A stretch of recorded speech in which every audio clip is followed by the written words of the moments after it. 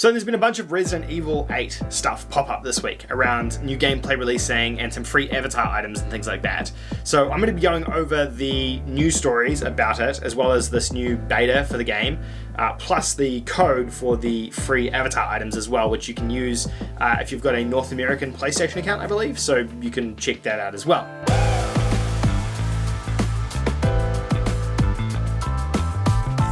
Now the first part of this is Resident Evil Village PS5 gameplay showcase set for January 21 release date. New reveals likely. That is such a mouthful of a headline, PSU.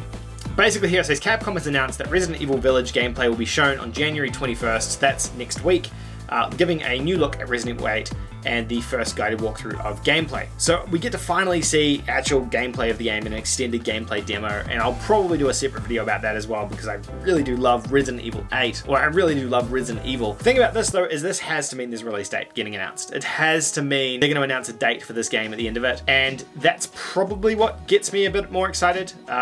You've got this tweet here saying tune into the showcase on January 21st from the Resident Evil account at re_games. I think it's going to lead into a announcement date or a release date for the game. My guess is the game is probably going to come out in a similar window to previous Resident Evil games, maybe in that sort of April-May type window, maybe pushed a little bit further back. I think Resident Evil 3 and 2 came out in March, if I'm correct, so I'm guessing this is going to be something like April-May. It would shock me if it's any later in the year than that. Being a Japanese publisher and developer, they traditionally like to release their games at the beginning of the calendar year, normally January, February, March, but given we don't have a date yet, guessing it's going to be pushed a little bit further back. Just my 2 cents on that. Who knows, could be completely wrong on that one, but we're going to be seeing some new Resident Evil stuff this week, which I'm pretty pumped about. You guys know I love Resident Evil. Resident Evil 7 is my favorite game in the franchise, and this is a direct follow-up to that game. I'm a little bit nervous that they won't be able to top what they did in Resident Evil 7. I think that game did a lot of stuff that I just don't know. I just don't know if they can match that, but I really do hope they do. Now, if you're curious, you can actually get a free avatar item for the Resident Evil Village Vampire Lady. So here we have the PSN avatar available with this PlayStation Store code. So you can download this for free and you can use it on your PlayStation Store if you have a North American PlayStation account. The code is this one here that I'm showing up on the screen now. So LEJH M8N9E5XF. And this code here, you'll unlock the Vampire Lady avatar item. This is kind of, I mean, it's an avatar item, so it's nothing particularly special, but it's kind of cool that they're giving you a free thing for this reveal of the game, for this Resident Evil showcase thing that they're promoting at the moment. So if you want that, go ahead and download it. I think you do have to have a North American account, but you can probably use, you know, a dummy account if you don't have one, if you're somewhere in Europe or something like that. The last part of the Resident Evil news is around this Resident Evil closed beta test for mystery PS4/PS5 title confirmed for 25th anniversary.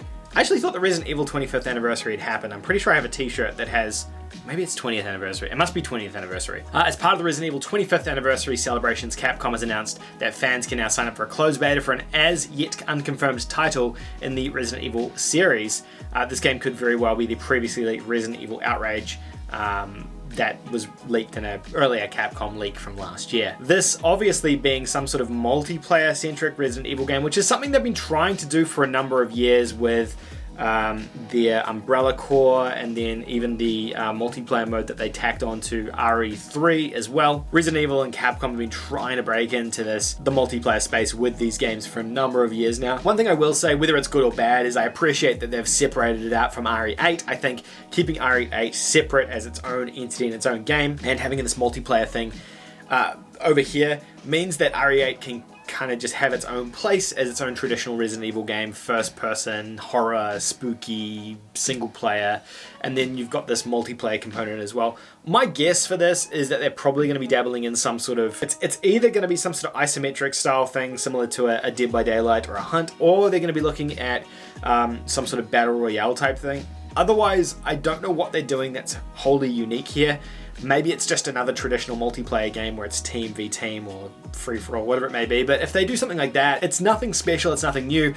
I think the way that this could really work in a way that's kind of meaningful would be to take elements from previous Resident Evil games, multiplayer components, and then look at things like Hunt and how they could incorporate something with humans versus zombies, with people turning into zombies. It's something along those lines. That's the only way I can really see it working. Isometric, I think, would be really cool. You could have this sort of tug-of-war type thing. It's not done by a ton of people, and obviously it works in the horror franchise because we've got like 2 or 3 isometric horror games. So I don't know, interesting that we've got these 3 Resident Evil announcements. Let me know what you guys think of all of these. Make sure you redeem that code. I don't know how long it's going to last for, so redeem that code so you can get access to that free avatar item if you're in North America. Yeah, curious to get your thoughts on these. Are you excited for Resident Evil 8's reveal? What do you think of this Resident Evil multiplayer sort of thing that they're teasing? Yeah, do you guys care? And I wonder what they're going to be doing for the rest of their 25th anniversary.